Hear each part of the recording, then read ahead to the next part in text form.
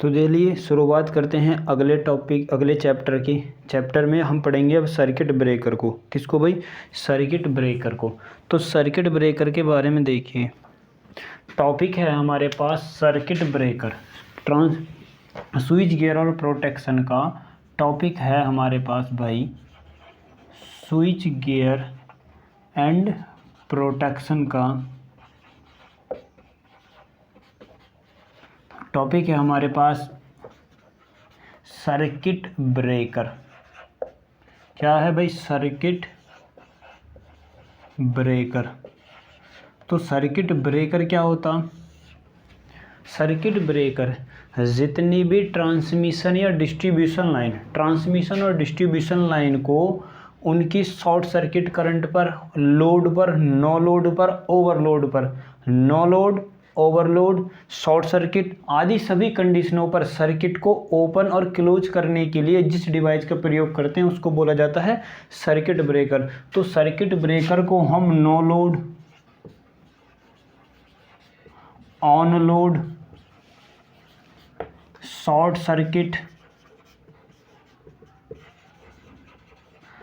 Circuit या फिर faulty condition वही होगी ऑन लोड, ऑफ लोड आदि किसी में भी हम इस सर्किट को यूज करें यदि सर्किट ब्रेकर को, या फिर सर्किट की मेकिंग करना, ब्रेकिंग करना, मेकिंग ऑफ सर्किट,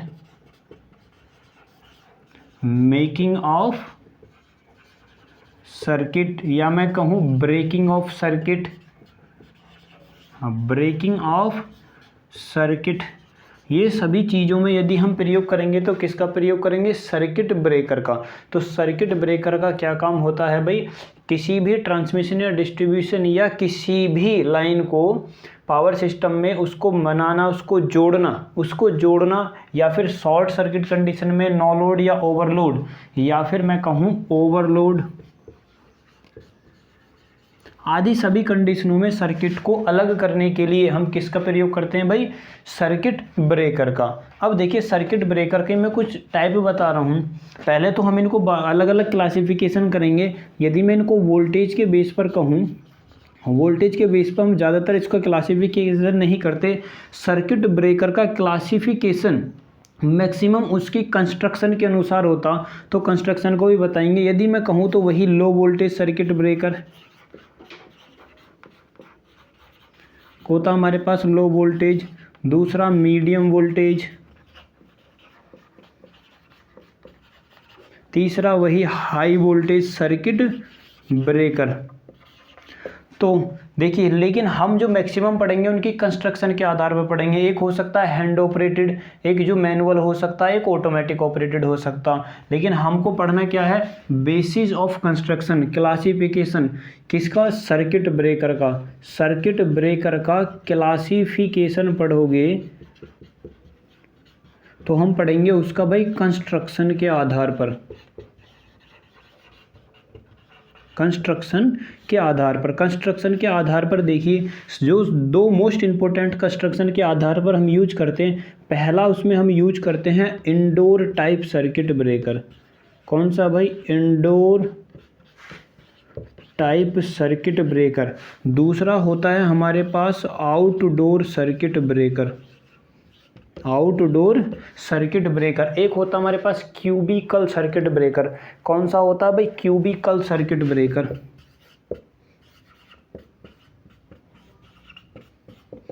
एक होता है हमारे पास ट्रक सर्किट ब्रेकर। जिनके मैं अभी यूजेज भी बताऊंगा, हम इनको कहाँ कहाँ तक यूज कर सकते हैं। एक होता है हमारे पास, इसमें लिख लीजिए मेटल क्लेज्ड सर्किट ब्रेकर। कौन सा भाई? Metal clad circuit breaker. तो ये हमारे कुछ बेसिक हैं, क्लासिफिकेशन है किसके आधार पर? कंस्ट्रक्शन के आधार पर। यही आपको पढ़ने हैं, क्योंकि हम जितने भी सर्किट ब्रेकर को पढ़ते हैं वो उनकी कंस्ट्रक्शन के आधार पर ही उनका डिजाइन करा जाता है। तो इसमें हमने पहला कौन सा लिखा है? पहला लिखा है इंडोर टाइप सर्किट ब्रेकर। पहला सर्किट ब्रेकर है भाई हमारे पास इंडोर टाइप सर्किट ब्रेकर। एक और भी मैं कहूँ यदि, देखो एक और होता है, यदि इसमें कहूँ एक और सर्किट ब्रेकर होता है जिसका नाम होता है सेलुलर टाइप। कौन सा भाई?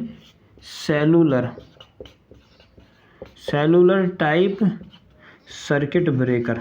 देखिए अब मैं इनको अलग अलग इनके बेस पर कंस्ट्रक्शन के आधार पर ही बताऊंगा। पहला देखिए, पहला ही देखिए आप, सेलुलर सर्किट ब्रेकर।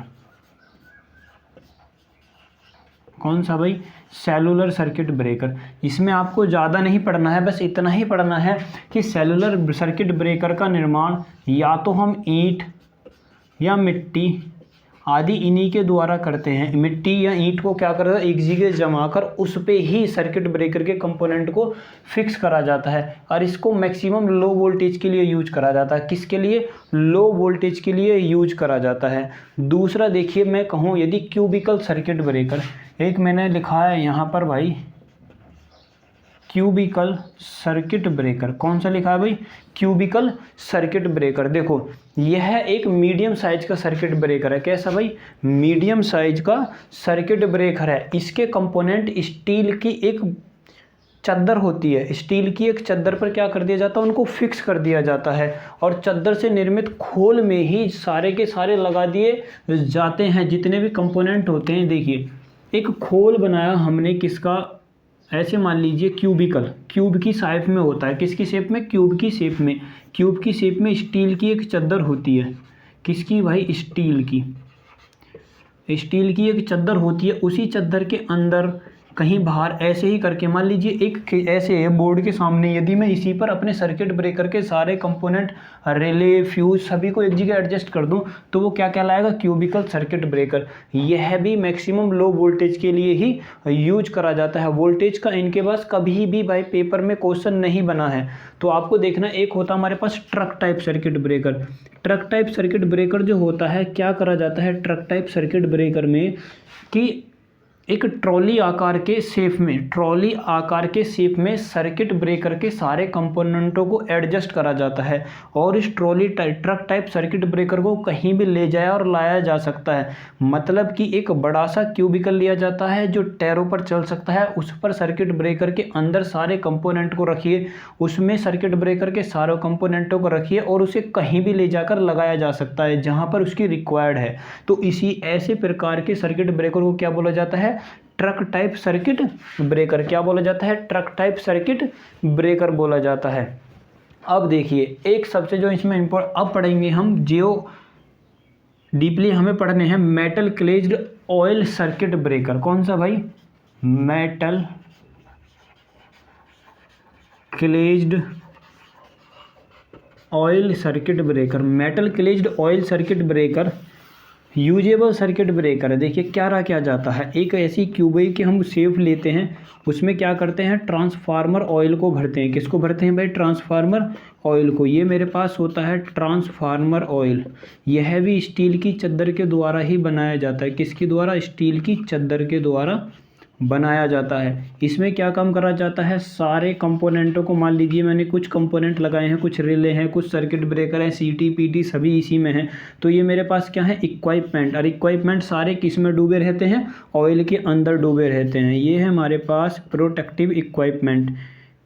इक्वाइपमेंट क्या है भाई? ये इक्वाइपमेंट जो हमारे पास प्रोटेक्शन के लिए यूज कर रहे हैं, ये हमारे पास होते हैं प्रोटेक्टिव इक्वाइपमेंट। कौन से होते हैं ये? प्रोटेक्टिव इक्वाइपमेंट, जो इस क्लेज टाइप सर्किट ब्रेकर के अंदर होते हैं। इसमें क्या भरा जाता है? Transformer oil. उसी के अंदर क्या करा जाता है? सारे कंपोनेंटों को, जो प्रोटेक्टिव कंपोनेंट होते हैं, उन सभी को इसके अंदर लगा दिया जाता है और ऐसे सर्किट ब्रेकर को बोला जाता है metal clad oil type circuit breaker. क्या बोला जाता है भाई इसको? Metal clad oil type circuit breaker. और इसकी बॉडी को भी हम अर्थ करके रखते हैं। बॉडी को भाई अर्थ करके रखते हैं, किधर से भी कर लीजिए, इसको अर्थ करके रखा जाता है। अब देखिए, अब हम पढ़ते हैं, एक हमारे पास होता है minimum oil type circuit breaker. कौन सा भाई? Minimum oil type circuit breaker.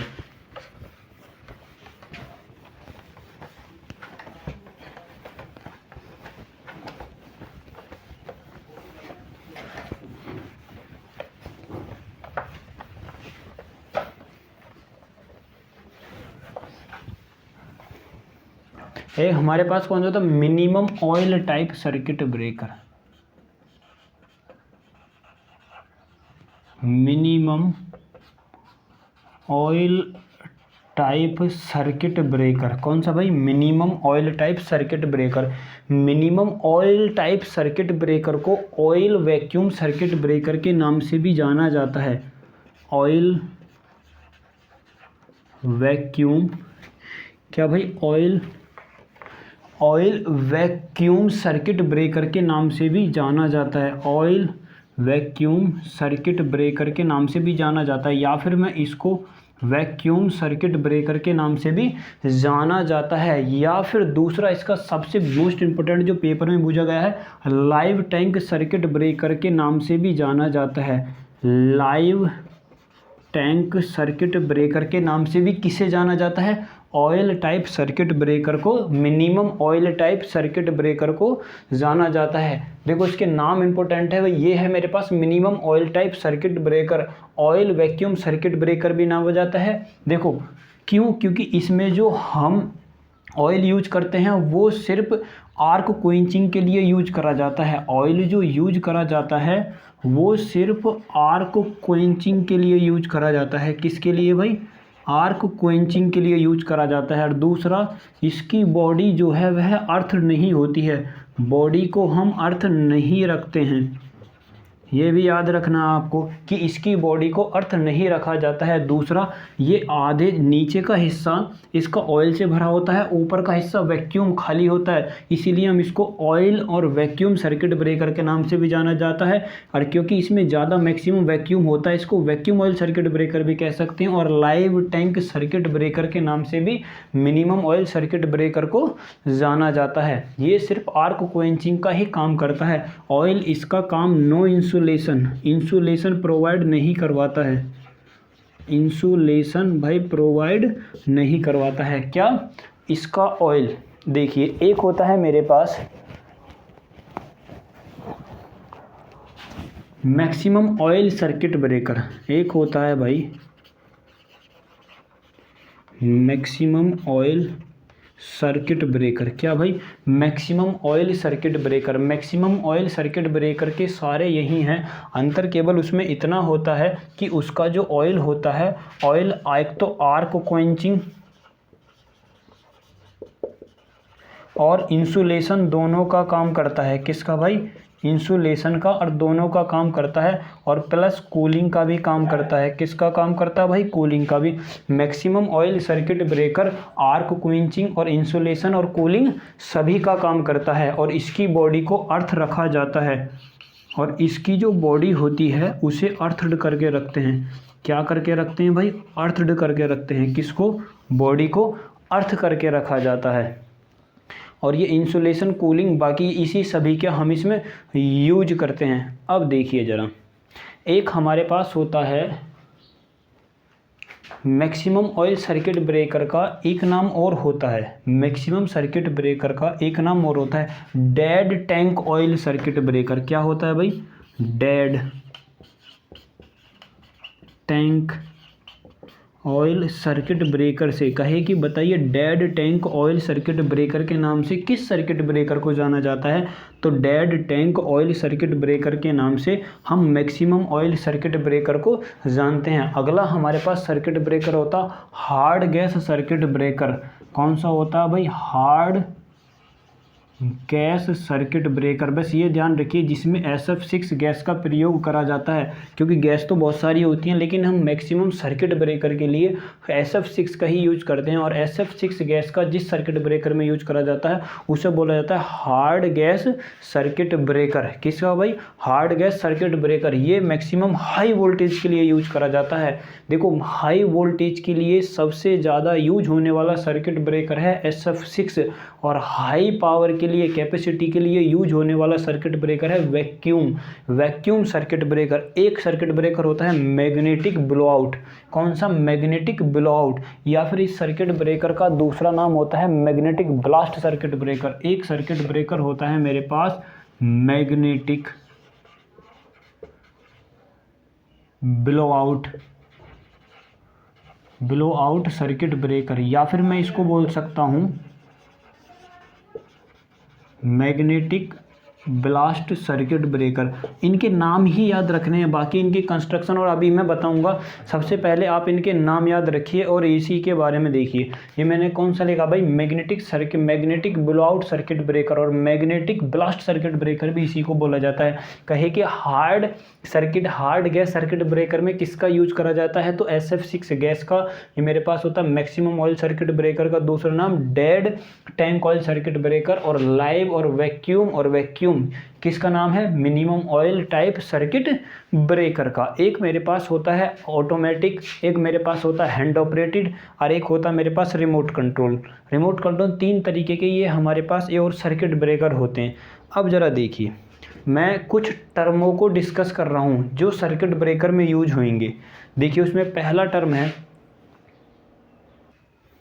तो देखिए अब टर्म देखिए, अब हम पढ़ते हैं रियल सर्किट ब्रेकर के टर्मोलॉजी को। देखिए पहला मेरे पास होता है आर्क वोल्टेज। टर्म ये आपको पढ़ने हैं क्योंकि इन्हीं से आपको जब मैं सर्किट ब्रेकर की कुछ उनका कैलकुलेशन करूँगा और उनकी वोल्टेज और करंट इक्वेशन निकालूंगा, तो यही चीज़ आपको याद रखनी है। देखिए एक हमारे पास होता है आर्क वोल्टेज, एक होता है आर्क करंट। आर्क वोल्टेज होता है, एक आर्क करंट होता है, एक रीस्ट्राइकिंग कर होती है, और एक मेरे पास रिकवरी होती है।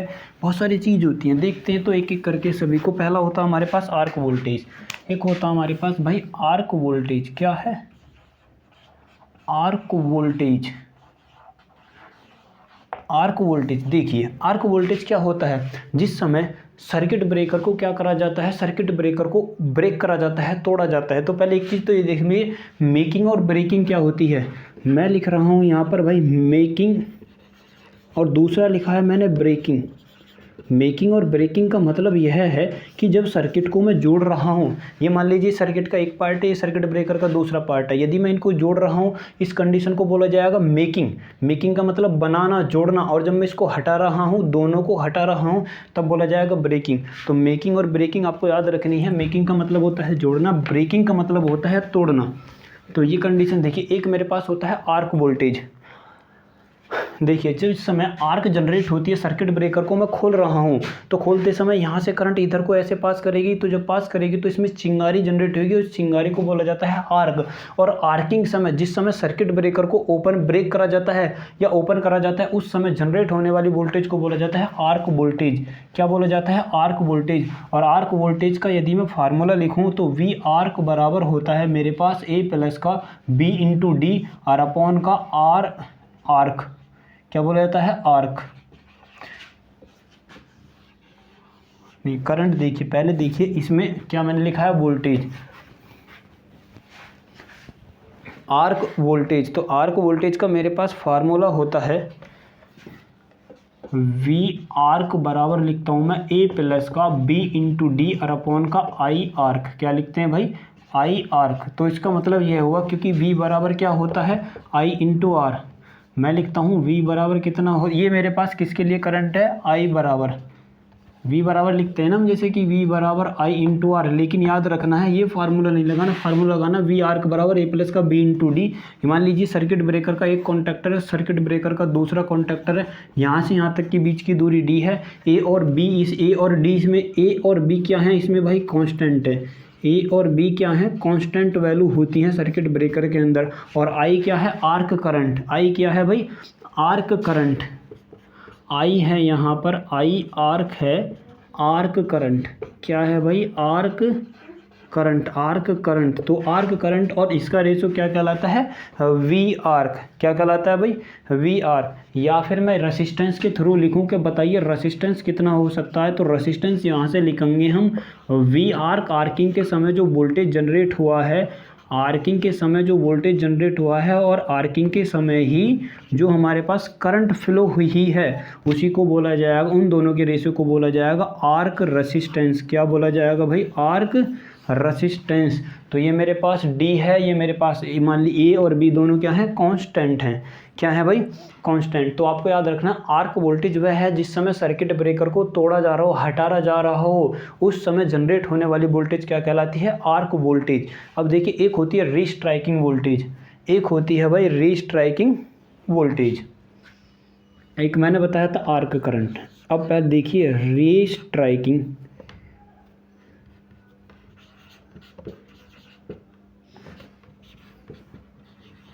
कौन सी होती है? Restriking voltage. एक होती है भाई मेरे पास रीस्ट्राइकिंग वोल्टेज। अब देखिए रीस्ट्राइकिंग वोल्टेज क्या होती है। रीस्ट्राइकिंग वोल्टेज वह होती है, रीस्ट्राइकिंग वोल्टेज जनरेट किसके कारण होती है? रीस्ट्राइकिंग वोल्टेज जनरेट होती है आर्क करंट के कारण। देखो ड्यू टू जनरेट, मैं यहाँ पे लिखूँ जनरेट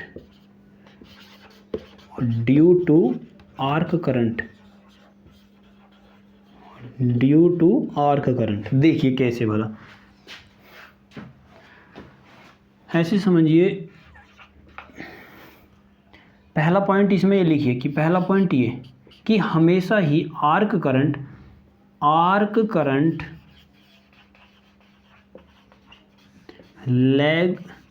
लैगिंग 90 डिग्री, कितना भाई? 90 degree by the voltage, main voltage. जो हम वोल्टेज को यूज करते हैं, जो वोल्टेज होती है उस वोल्टेज से आर्क जो कितनी डिग्री पीछे रहती है? 90 डिग्री। अब जरा एक चीज़ देखिए, रीस्ट्राइकिंग वोल्टेज, रीस्ट्राइकिंग का मतलब है दोबारे से वोल्टेज का जनरेट हो जाना, दोबारे से रीस्ट्राइक कर जाना वोल्ट का। रीस्ट्राइक का मतलब है दोबारा जनरेट हो जाना। स्ट्राइक का मतलब, री का मतलब है दोबारा, स्ट्राइक का मतलब है जनरेट हो जाना। तो वोल्टेज, वह वोल्टेज जो आर्क करंट के कारण जनरेट होती है। मान लीजिए मैंने लिखा है यहाँ पर arc current lagging 90 degree the main voltage. Arc current 90 degree lag करती है किससे? मैन करंट से। अब आपने सर्किट ब्रेकर को हटा दिया, सर्किट ब्रेकर को हटा दिया, लेकिन इसमें क्या हुआ? आर्क वोल्टेज जनरेट होएगा, आर्क करंट जनरेट होएगी। लेकिन ध्यान से समझिए, यदि मैंने क्या काम करा? वोल्टेज को जीरो कर दिया, वोल्टेज को जीरो कर दिया, तो करंट भाई अभी भी 90 डिग्री पीछे है। कितनी है? 90 डिग्री पीछे। और ध्यान करिए, अभी करंट 90 डिग्री पीछे है, 90 डिग्री लैग करती है। करंट अभी भी अपनी मैक्सिमम वैल्यू पर है। यदि करंट को आप लोगे, मान लीजिए 90 डिग्री लैग करती है यहाँ पर, मान लीजिए, तो 90 डिग्री का मतलब है कि मैक्सिमम वैल्यू पर है, अभी भी करंट अपनी मैक्सिमम वैल्यू पर है। तो जब आप वोल्टेज को जीरो कर दोगे और दोबारा करंट के कारण क्या होगा? रीस्ट्राइक हो जाना, वोल्टेज का जनरेट हो जाना, क्या कहलाता है? रीस्ट्राइकिंग वोल्टेज कहलाता है। क्या कहलाता है भाई? रीस्ट्राइकिंग वोल्टेज कहलाता है। देखिए एक होती है रिकवरी वोल्टेज, इसी में एक होती है रिकवरी वोल्टेज। रीस्ट्राइकिंग वोल्टेज जब होती है जब मेरे पास वोल्टेज मैंने क्या कर दिया भाई? जीरो कर दिया। याद रखना है, जब मैंने वोल्टेज जीरो करा और करंट अभी भी जीरो नहीं हुई है, वोल्टेज जीरो करने पर करंट जीरो नहीं होना और करंट के कारण, आर्क करंट के कारण दोबारा स्ट्राइक हो जाना, बोला जाता है रीस्ट्राइकिंग वोल्टेज। जनरेट होएगा वोल्टेज, एक मेरे पास होती है रिकवरी वोल्टेज। कौन सी भाई? Recovery voltage. रिकवरी वोल्टेज वह होती है जिस समय आर्क क्वेंच हो गई, करंट मेरे पास जीरो हो गई और आर्क भी मैंने क्या काम कर दिया? क्वेंच कर दिया, आर्क भी भाई क्वेंच कर दिया। तो रिकवरी वोल्टेज वह वोल्टेज है जो कॉन्टैक्टरों के मध्य होती है। आर्क क्वेंच हो जाने पर, करंट की वैल्यू जीरो हो जाने पर जो कॉन्टैक्टर के बीच में वोल्टेज प्राप्त होगी उसे बोला जाता है रिकवरी वोल्टेज। कॉन्टैक्टर के जो एक्रॉस वोल्टेज प्राप्त होती है उसे बोला जाता है रिकवरी वोल्टेज। और रीस्ट्राइकिंग वोल्टेज वह होती है जब मैंने करंट वोल्टेज को जीरो कर दिया, उसके कारण जो आर्क करंट दोबारा घूम के आएगी और दोबारा घूम के जो वोल्टेज जनरेट करेगी उसे बोला जाएगा रीस्ट्राइकिंग वोल्टेज। अब एक मैंने लिखा है रिकवरी वोल्टेज। अब देखिए एक होती है हमारे पास भाई breaking capacity. Most important point in this circuit breaker, ये होता क्या है? Circuit breaking capacity.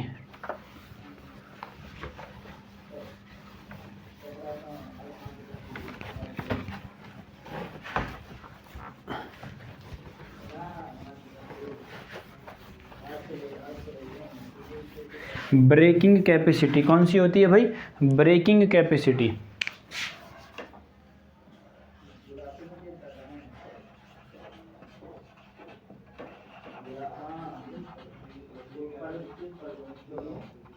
एक होती है मेरे पास ब्रेकिंग कैपेसिटी। देखिए ब्रेकिंग कैपेसिटी क्या होती है?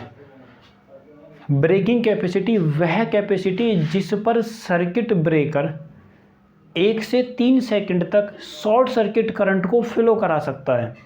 1 से 3 सेकंड तक, मैक्सिमम 3 सेकंड तक कोई भी सर्किट ब्रेकर जिस मैक्सिमम करंट की वैल्यू को फ्लो करा सकता है, मैं करंट की बात कर रहा हूँ, पावर की बात नहीं कर रहा। किसकी? करंट की।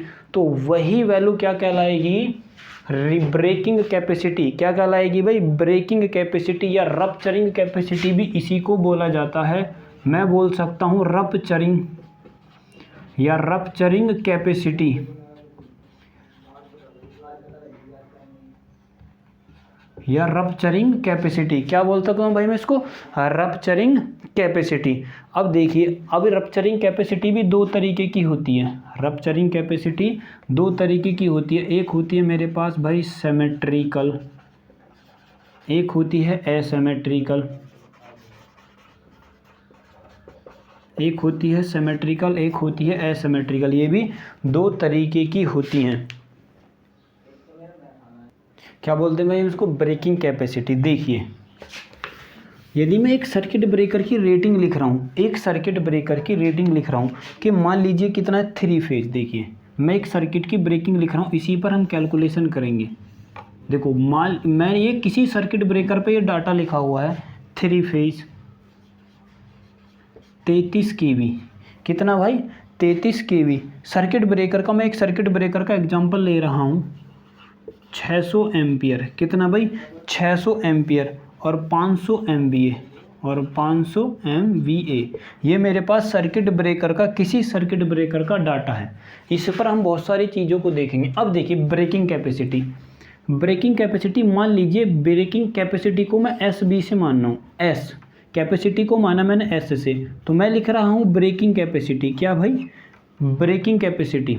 तो ब्रेकिंग कैपेसिटी के लिए फार्मूला होता है और √3। कितना भाई? √3 VL लाइन वोल्टेज। क्या? लाइन वोल्टेज और इनटू करंट, ब्रेकिंग करंट। क्या भाई? Breaking current. याद रखना है कौन सी? Breaking current.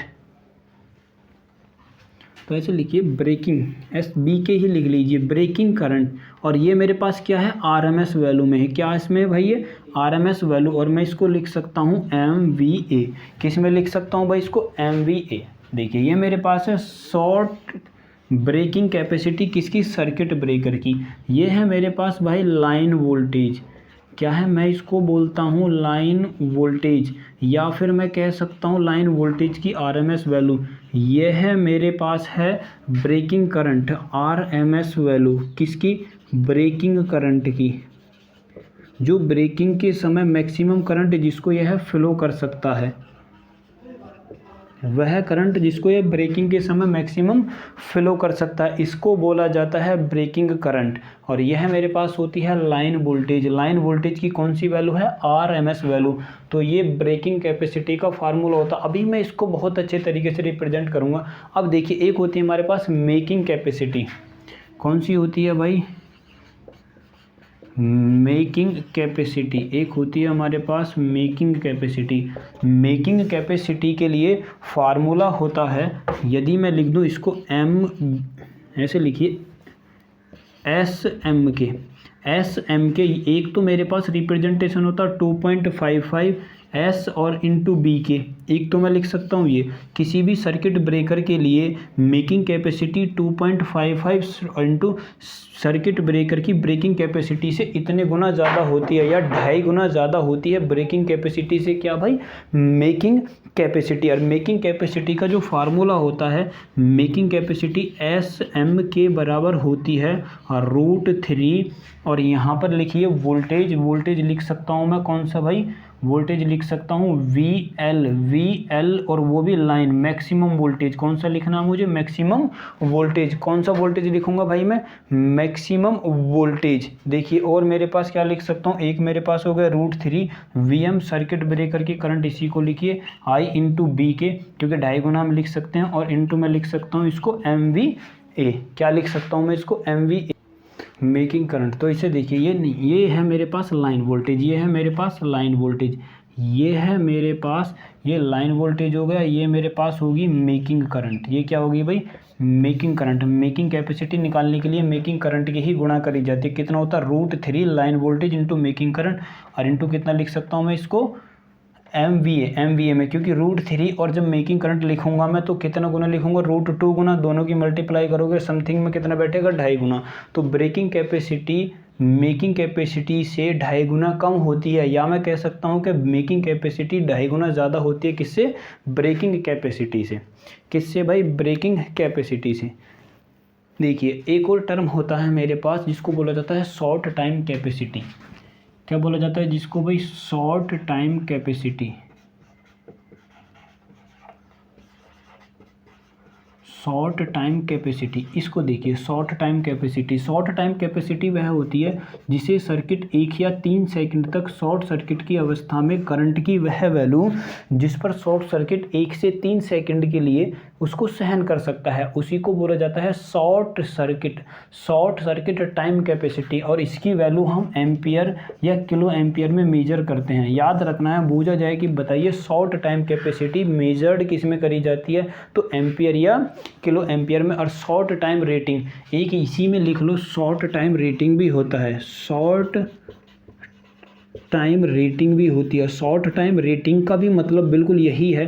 Short time rating और शॉर्ट टाइम कैपेसिटी में कोई अंतर नहीं है, यही होता है कि बताइए जितने समय तक वह शॉर्ट सर्किट करंट को एब्जॉर्ब करके या फ्लो करा सकता है, 1 से 3 सेकंड या उससे मिनिमम 1 से 3 सेकंड तक फ्लो होने वाली करंट शॉर्ट सर्किट की अवस्था में क्या कहलाएगी, short circuit capacity. Short circuit या शॉर्ट सर्किट टाइम रेटिंग भी मैं उसको बोल सकता हूँ। अब देखिए एक हमारे पास होती है रेटेड कैपेसिटी।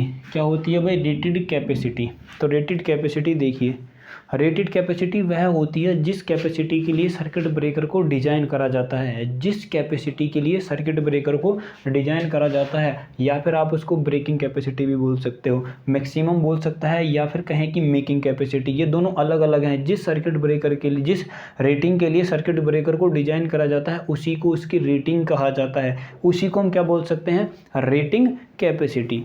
अब जरा देखिए सर्किट ब्रेकर के कुछ और कंपोनेंट। चलो अब बात करते हैं सर्किट ब्रेकर के ओपन होने की। जब सर्किट ब्रेकर ओपन होते हैं, सर्किट ब्रेकर के कॉन्टैक्टों को एक दूसरे से अलग करा जाता है।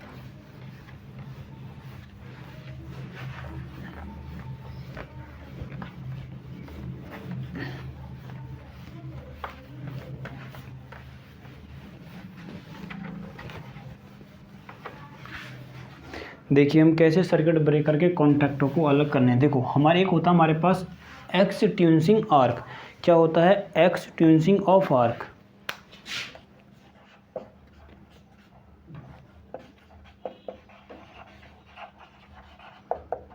Extinguishing of arc. देखिए मैंने फार्मूला लिखवाया था वी आर्क का कि आर्क वोल्टेज कितनी होती है, तो फार्मूला था A into B D R upon का आई आर्क। तो जिस समय मैं कॉन्टैक्टर सर्किट ब्रेकर के कॉन्टैक्टरों को अलग करूँगा, देखिए मैंने ये सर्किट ब्रेकर बनाया, सर्किट ब्रेकर के ये मेरे पास थे कॉन्टैक्टर, ये है मेरे पास उसके बीच की दूरी, ये है सर्किट ब्रेकर के कॉन्टैक्टरों के बीच की दूरी।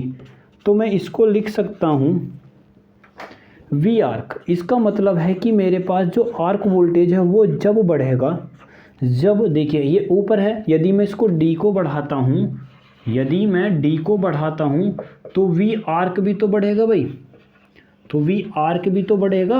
यदि मैं इनके बीच की दूरी को बढ़ाता हूं तो वी आर्क भी तो बढ़ेगा। यदि मैं वी आर्क को एक लिमिट से ज़्यादा बढ़ा गया तो ऐसा हो सकता है कि सर्किट ब्रेकर के कॉन्टैक्ट के आसपास विस्फोट हो जाए। तो इस विस्फोट को बचाने के लिए आर्क को क्या करा जाता है, ख़त्म करा जाता है, उसको क्वेंच करा जाता है, उसको दबाया जाता है। और दबाने के हमारे पास अलग अलग मेथड होते हैं। पहले ये देखिए वोल्टेज जो होता है, आर्क वोल्टेज कॉन्टैक्टर के बीच की दूरी बढ़ाने पर बढ़ता है, कॉन्टैक्टर के बीच की दूरी बढ़ाने पर बढ़ता है, क्योंकि आर्क वोल्टेज जब बढ़ेगा जब हम के कॉन्टैक्टर के बीच की दूरी बढ़ाएंगे, कॉन्टैक्टर के बीच की दूरी बढ़ाएंगे। तो हम यह चाहते हैं कि इसके चारों तरफ जनरेट होने वाला आर्क क्या हो जाए, ख़त्म हो जाए। उसके लिए हमारे पास दो मेथड होते हैं। एक तो हमारे पास होता है हाई रेसिस्टेंस मेथड, एक होता है हमारे पास हाई रेसिस्टेंस मेथड, दूसरा होता है हमारे पास लो रेसिस्टेंस मेथड। कौन सा होता है भाई, low resistance method. High resistance method का हम एसी और डीसी दोनों पर यूज करते हैं, और लो रेसिस्टेंस मेथड का ज़्यादातर हम डीसी पर यूज करते हैं। किस पर यूज करते हैं, डीसी पर। हाई रेसिस्टेंस मेथड का मतलब ये है, देखिए फार्मूला क्या होता है, फार्मूला हम लिखते हैं आर बराबर रो इंटू एल अपॉन का ए। तो इसमें मेरे पास दो चीज़ें हैं, एक तो ये है कि मैं जब लेंथनिंग ऑफ आर्क, जो मेरे पास ये आर्क जनरेट हो रहा है, मान लीजिए कि यहाँ पर ऐसे आर्क जनरेट हो रहा है। आर्क जनरेट मैं जब कर सकता हूँ जब इसके बीच की दूरी को बढ़ा सकता हूँ। एक तो मेरे पास कंडीशन ये है कि मैं इसकी लेंथ को इतना बढ़ाता चला जाऊँ, इतना बढ़ाता चला जाऊँ कि रेसिस्टेंस इतना ज़्यादा हो जाए कि करंट की वैल्यू वहाँ तक पहुँचे ही नहीं। दूसरा ये हो सकता है कि ये जो मेरे पास आर्क का एरिया है, मैं कहूँ कि ये मेरे पास एरिया है, यदि मैं इस एरिया के यहाँ को एरिया को बढ़ा दूँ तो आर्क कम नहीं हो जाएगा। आर्क कम हो जाएगा तो आर्क वोल्टेज भी कम हो जाएगा और विस्फोट होने की संभावना भी कम हो सकती है। या फिर एक मेरे पास मेथड होता है, देखो पहला मेथड इसमें लिखिए, हाई वोल्टेज मेथड में पहला होता है lengthening of arc. Lengthening of arc, arc की लेंथ बढ़ा करके। दूसरा cross section area of arc, increase the cross section area of arc, increases of cross section arc, arc का क्रॉस सेक्शन एरिया बढ़ा करके। तीसरा मेरे पास यह हो सकता है आर्क का तितर, splitting of arc, splitting of arc. क्या कर सकते हैं भाई, आर्क को तितर बितर करके। तो ये हमारे पास दो तीन मेथड हैं जिनके द्वारा हम क्या करेंगे, आर्क को कम करेंगे।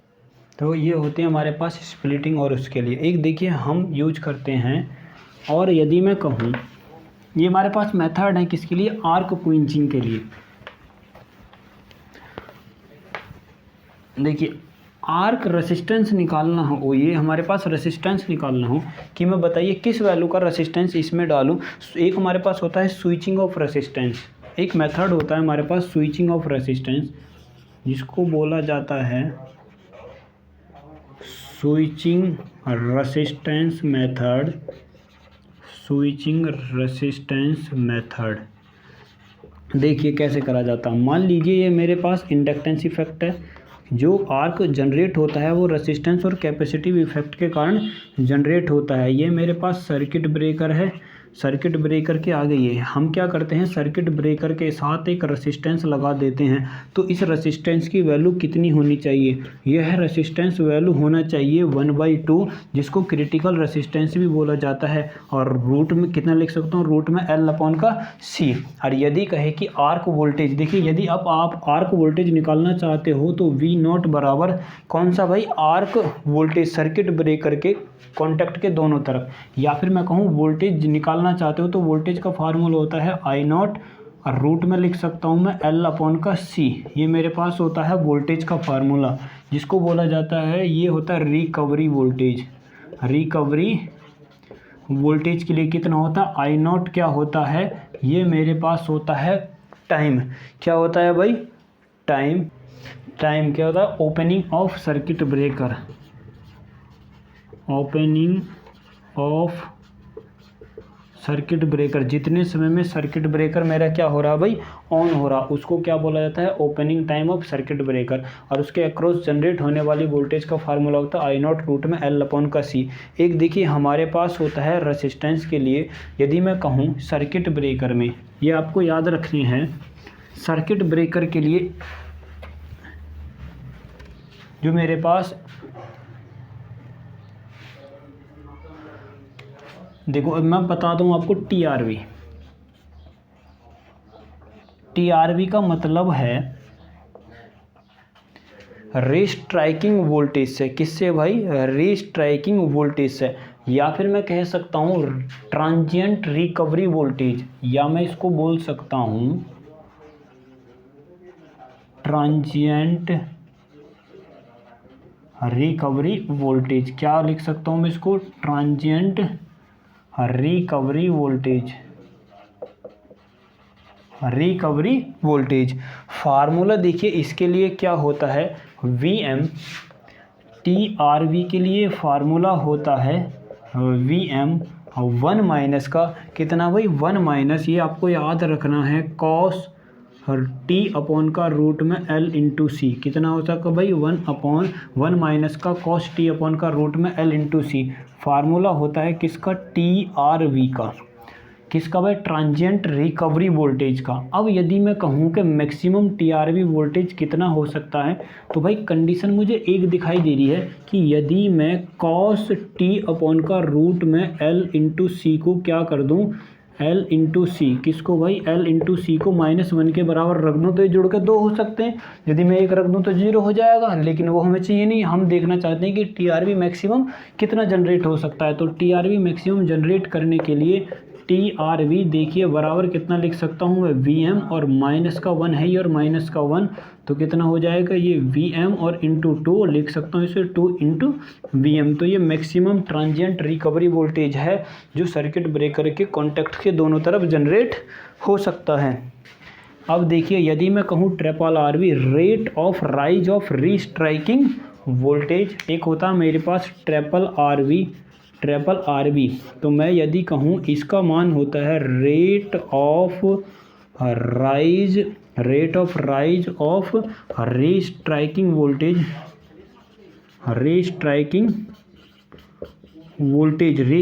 वोल्टेज के लिए जो फार्मूला होता है वह होता है वी एम, रूट में होता है एल इंटू सी, और इंटू होता है साइन टी अपॉन का रूट में एल इंटू सी। आपके फार्मूले भाई सीधा याद रखना है, क्योंकि यदि मैं इसको निकालूंगा तो देखिए यदि आप इसका अवकलन करोगे तो टी आर वी के लिए रेट ऑफ राइज ऑफ इसका अवकलन करोगे, तो मान लीजिए कि मैंने टी आर वी का अवकलन करा किसके सापेक्ष, वी एम के सापेक्ष, किसके भाई, वी एम के, तो इसकी वैल्यू 0, वी एम को बाहर लिख सकता हूँ मैं, इसकी वैल्यू 0 माइनस कॉस का कितना हो जाएगा अवकलन, माइनस का साइन टी अपॉन का रूट में एल इंटू सी, और L root into L upon T upon का रूट एल अपॉन का सी का करोगे, टी अपॉन का रूट में एल इंटू सी के लिए अवकलन करोगे तो टी का तो 1, तो 1 अपॉन का रूट में एल इंटू सी लिख सकता हूँ।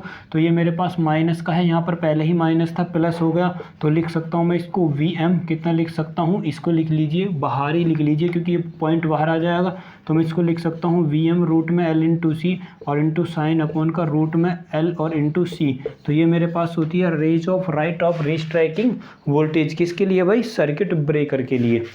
यदि कहे कि रेट ऑफ राइज मैक्सिमम कितनी हो सकती है, तो रेट ऑफ राइज मैक्सिमम का सिर्फ छोटा सा आपको फार्मूला याद रखना है कि वी एम अपॉन का रूट में एल इंटू सी, तो ट्रिपल आर वी मैक्सिमम हो सकती है वी एम अपॉन का रूट में एल और इंटू सी। ये आपको मैक्सिमम ट्रिपल आर वी के लिए फार्मूला याद रखना है।